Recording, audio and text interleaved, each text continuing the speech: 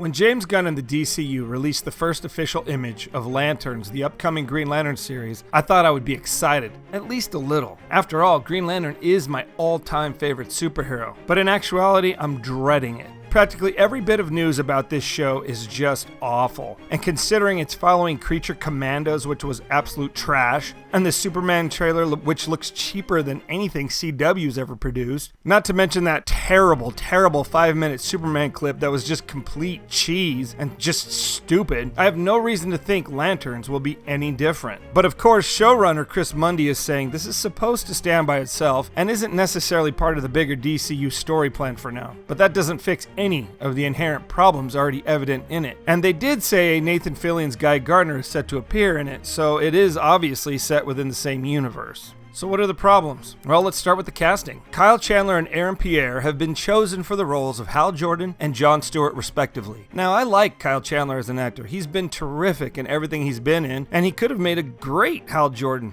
in his prime, but he is 60 years old. The idea of Hal Jordan being 60 while David Cornsweet's Superman is 30 is just flat out stupid. It's interesting because for years people wanted Nathan Fillion as Hal Jordan, but everyone now says he's just too old for the job. But then they go and cast a 60-year-old Kyle Chandler as Hal Jordan anyway? What are they thinking? If they insist on an older Hal, then why not Fillion then? My guess is because they plan to kill off Hal to prop up John Stewart as the primary Green Lantern. And since Gunn is friendly with Fillion, he knew Fillion could stick around if he's Guy Gardner instead of Hal, despite that being a horrible casting choice. Fillion looks horrible too. I mean, Guy hasn't had a bowl cut in years in the comic books. It worked in the 80s, but not today, and it sure as hell won't translate to film very well. It is just flat out stupid. But that's the Superman movie, so I digress. But the whole Lanterns thing is stupid because Hal helped found the Justice League with Superman, not John Stewart. Stewart is a secondary character at best. Not only that, but Hal is the Green Lantern, the best of the best, and by far the most interesting. As for the casting of John Stewart, Aaron Pierre is a decent choice for the character. He proved his chops in Netflix Rebel Ridge, but again, despite what they're trying to do, John Stewart is just a secondary character. No one cares about him enough beyond that. WB, DC have been trying to push Stewart on audiences and have been doing so since the Justice League animated series. But despite their efforts, he still doesn't catch on because he's actually boring. It works for him though because, he is ex-military and a stickler for the rules, but it works because he is a secondary character. No one wants a primary character that boring.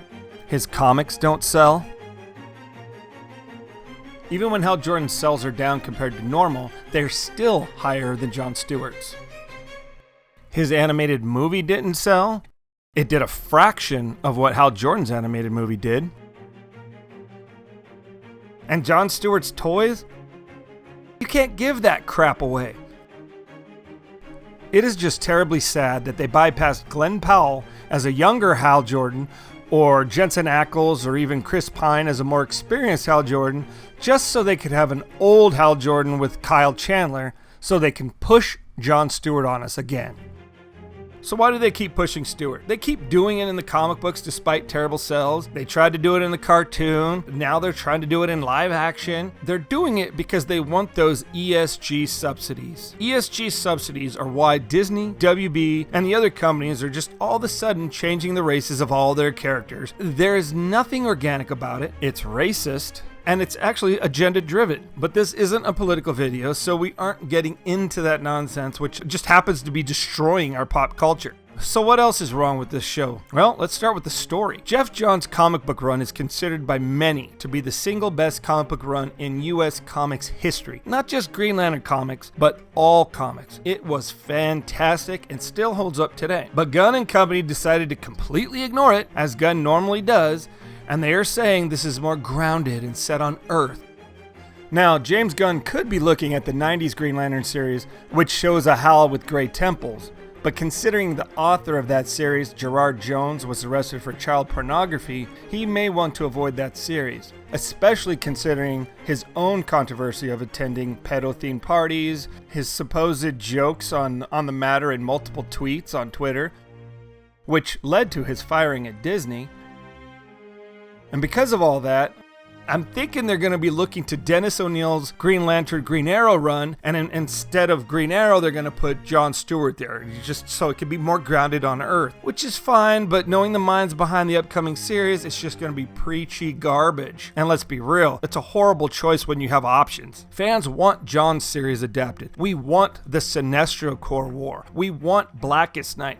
We don't want the same old preachy woke crap that these companies have been putting out nonstop that's just killing the industry, and we especially don't want it based on some 70s comic books that don't hold up today and just quite frankly are pretty damn boring. And Tom King, as part of the team behind the series, does nothing to help it. He is a terrible writer. The only good thing he's ever done is Batman meets Elmer Fudd and The Button which happens to be the follow-up to Jeff Johns' Flashpoint. All the rest of his stuff is the same so-called, quote-unquote critically acclaimed crap that fans actually don't like, and it's this kind of storytelling that's chasing readers away. And the design. Now, we don't know what the suits actually look like yet, but the suits in Superman, they're pretty bad, but it's hard to gauge since they're story-related corporate suits. But we have seen the rings, and what the hell are they thinking? These are terrible, terrible designs. Why is such a basic design so hard for filmmakers? You don't need to reinvent the wheel, okay? The design is pretty basic, and it isn't a ring with a frickin' stone in it.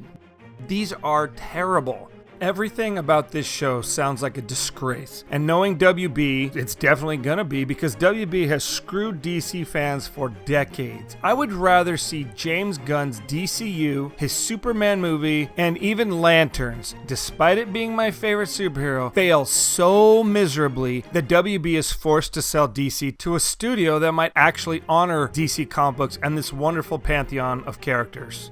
That would be so much better than James Gunn's cheesy take become the norm and set the stage for DC Comics for the next 20 years.